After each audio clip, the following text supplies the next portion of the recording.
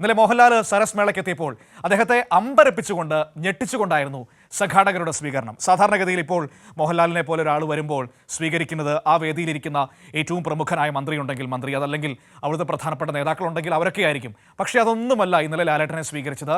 73 വയസ്സ് പ്രായമുള്ള ഹരിതകർമ്മ സേനാംഗമായ ഒരമ്മയാണ് മോഹൻലാലിനെ സ്വീകരിച്ചത്. മാലിന്യമുക്ത കേരളത്തിന്റെ സന്ദേശം ജനങ്ങളിലേക്ക് എത്തിക്കുന്നതിനാണ് ഇത്തരമൊരു സ്വീകരണം നടത്തിയതെന്ന് മുഖ്യ സംഘാടകനായ മന്ത്രി സജി ചെറിയാൻ പറഞ്ഞു.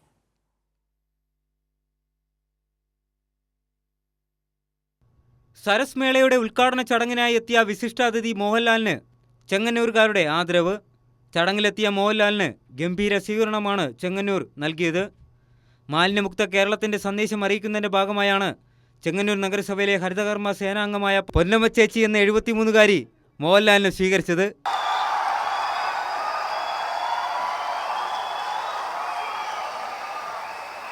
മറുപടി പ്രസംഗത്തിൽ മോഹൻലാൽ അത് പ്രത്യേകം എടുത്തു പറയുകയും ചെയ്തു.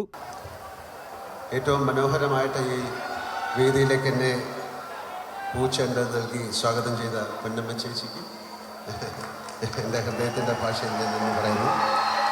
ചെങ്ങന്നൂരെത്തിയ മോഹൻലാലിന് ആവേശകരമായ സ്വീകരണമാണ് ലഭിച്ചത്. കഴിഞ്ഞ തവണ ചെങ്ങന്നൂരിൻ്റെ MLA തന്നെ ക്ഷണിച്ചിട്ട് എത്താൻ കഴിയാതിരുന്നതിനുള്ള ക്ഷമാപണവും മോഹൻലാൽ നടത്തി. കൈരളി ന്യൂസ്, ആലപ്പുഴ.